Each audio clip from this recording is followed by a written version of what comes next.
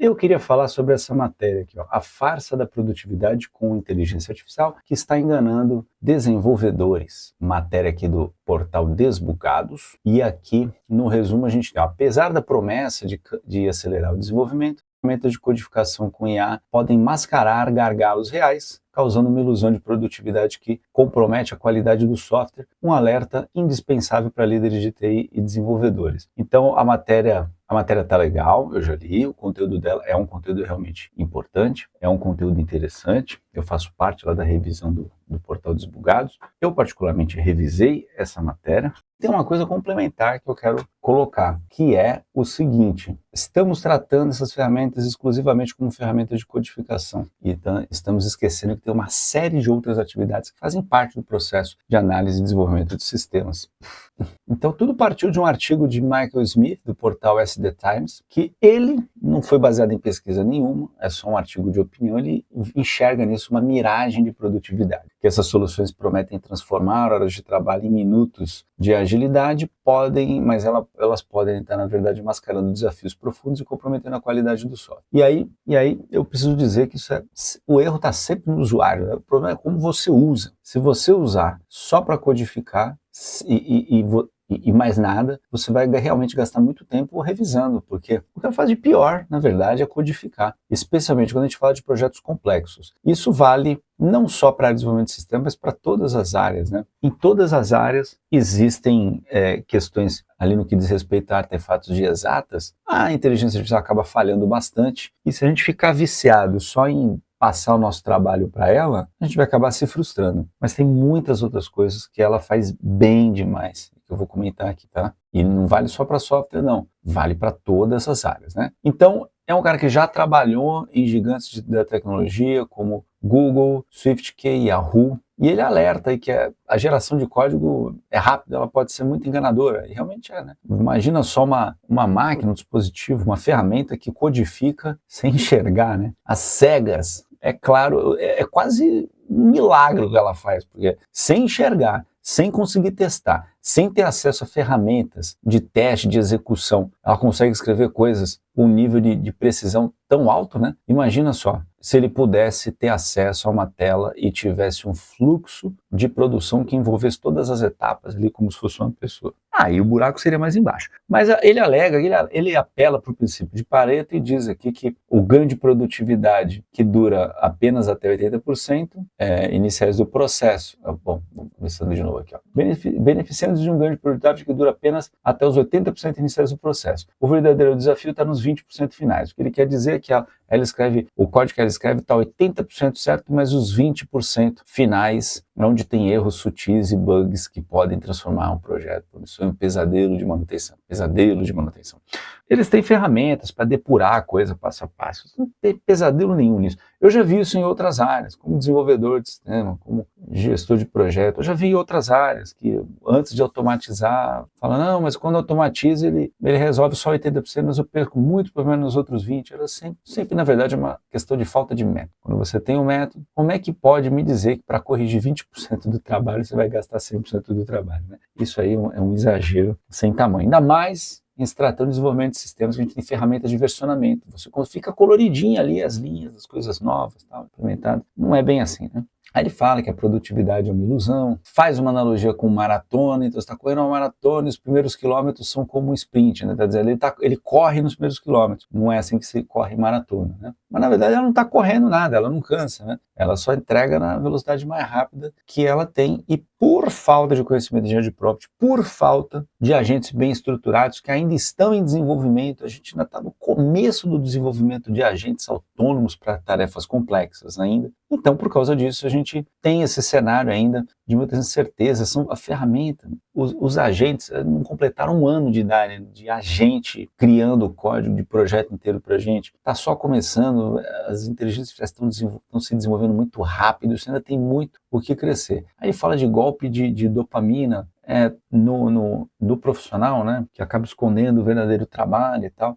E aí, enfim, ele chega aqui no Mark falando do impacto ou dos impactos na qualidade e no desempenho das equipes. Ele alerta como um balde de água fria para muitos profissionais da área, né, que a ferramenta de IA, à primeira vista, parece trazer alívio para o trabalho enfadonho, mas pode, na verdade, estar contribuindo para o acúmulo de dívida técnica, ou débito técnico, é o que a gente chama quando tem muito bug conhecido por resolver. E dá uma bela de uma valorizada nas pequenas falhas e coisa e tal. E aí, o artigo fala que também no Brasil a gente ainda tem problema com limitação orçamentária, né? Os devs que preferem trabalhar na gringa porque recebem em dólar e euro. E aí ele critica. Desafios para a integração da IA no desenvolvimento. Então, ele fala que um dos principais problemas apontados é a forma como as ferramentas são gerenciadas. E aí, aqui está a grande verdade, né? A forma como elas são gerenciadas. A galera está usando para produzir código e acaba não usando para tarefas que ela faz muito bem, que é documentação, revisão de código, análise de vulnerabilidades, controle de qualidade, controle de tarefas, desenho de diagramas. Dá para desenhar diagrama. Diagrama técnico dá para desenhar. Tem vídeo aqui no canal mostrando como é que a gente faz diagrama com ela, né? E aí ele cita aqui uma prática inusitada, dizendo que os desenvolvedores estão, em muitos casos, se transformando em secretários para suas próprias ferramentas. E aí eu acho que tem um fundo de verdade aqui, que é, eu acredito que cada ano que passar, nós nos tornaremos, especialistas em todas as áreas, nos tornaremos cada vez menos especialistas e mais gestores. Vai ser uma habilidade fundamental. Logo, teremos gestores fazendo gestão de agentes de inteligência artificial, trabalhando em várias tarefas distintas, aí, vários papéis distintos, né? Mas ele argumenta que em vez de usarem a IA para aumentar a eficiência, passam tempo quantificando, ajustando e corrigindo o que foi gerado. Dependendo de como você pede para ser gerado, ele gera muito mal ou muito bem, né?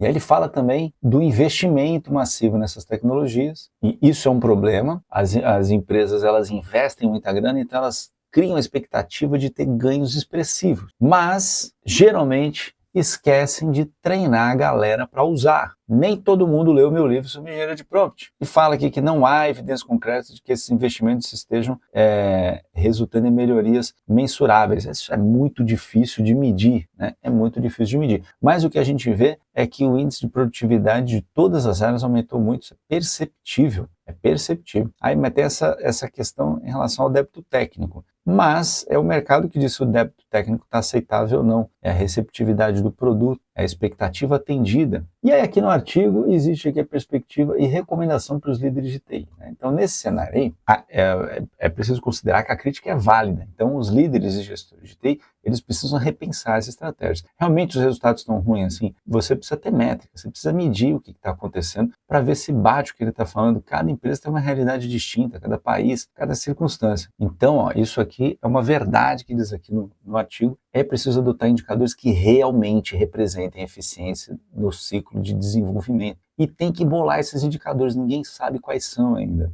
E aí, como ele cita como exemplo a abertura de um ticket e a implantação final do código, mas assim, você tem que ter a base de comparação, que é como estava antes e como está agora, né? Quais são os melhores indicadores que você pode usar? Consumo de recursos computacionais diminuiu? Se diminuiu, é bom. Velocidade de execução dos artefatos, que é a performance das suas aplicações. Se está mais rápido, é bom. Relação entre quantidade de tickets abertos pela quantidade de artefatos e pela quantidade de usuários do sistema, porque se você tem mais artefatos, tem mais usuários e aumenta o ticket, é normal, né? Então você tem que ter uma correlação entre eles. Esse é o teu indicador de referência comparativa. E o índice de satisfação dos usuários. Não faz porque não fazer uma pesquisa periódica com os usuários para saber qual que é o nível de satisfação dele em relação ao sistema. Agora, ficar medindo quantidade de if, quantidade de for, quantidade de linha, isso não tem a menor importância, né? E o pior é que muitos gestores ficam se prendendo a isso, né? Essas bobagens de clean code, não sei o que lá, isso não se reflete em benefício e ganho real da aplicação na ponta que interessa, que é a ponta do usuário. Mas é preciso medir,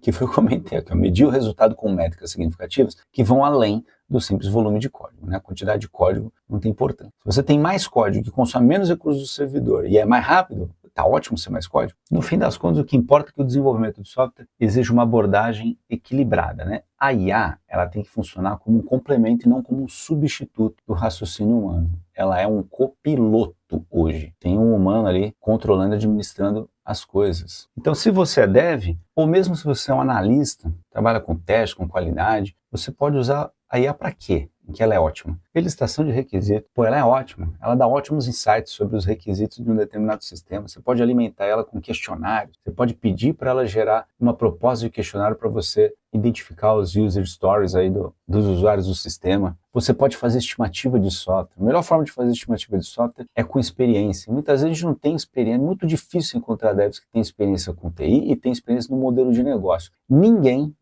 na face da Terra tem um conhecimento médio em tantos modelos de negócio e em TI do que a inteligência artificial. Ninguém. Se você não tem uma pessoa com muita experiência em desenvolvimento de sistemas e no modelo de negócio, uma IA vai fazer estimativa melhor que ele. Pode ter certeza. E não estão usando nem para isso. Não usam ela nem para fazer estimativa. Depois ela pode, mesmo depois de estimada, ela ainda pode ajudar com a organização das tarefas. Então você dá o contexto para ela de quantas pessoas estão no time, ela vai perguntar qual o nível desses profissionais e ela vai conseguir organizar as tarefas. Ela também pode dar sugestões de métricas para aquele projeto. Pode fazer proposta de arquitetura, modelagem de dados, estimativa de esforço para os artefatos, né, já no nível micro, especificação, simulação e emulação de sistema operacional de banco de dados. Ela faz isso muito bem. Dúvidas, pré-programming, dá para fazer um monte de coisa com a inteligência artificial, não é só código. E código para projetos complexos realmente é, de todas as tarefas, aquela que vai demandar mais ajustes, mais correção. E aí é fundamental que seja feito em uma ferramenta de versionamento, porque vai ficar muito mais fácil você identificar o que foi alterado. E uma dica básica é não pedir para ele escrever tudo de uma vez, é quebrar o desenvolvimento em partes, isolar ele em módulos, fazer os testes de forma individual, usar ela para fabricar as rotinas automatizadas de teste, usar ela para fazer revisão de código. Então você pode fazer um agente que revisa o código múltiplas vezes antes de te entregar uma versão final. E aí você já vai ter um grande benefício. Quando você trabalhar com a granularização do código, vai ficar muito mais fácil de você acompanhar a evolução. Mesmo que ela não escreva ali aquele linguição de uma vez só, ela vai escrever o código em partes e você vai conseguir acompanhar e montar e juntar as peças com muito mais facilidade. E você está usando aí no teu trabalho? Para quê? Como? Tá sendo ruim? Tá sendo bom? Comenta aí. Não esquece de curtir o vídeo e de se inscrever no canal. Ativa o sininho para ficar por dentro das notificações e até a próxima.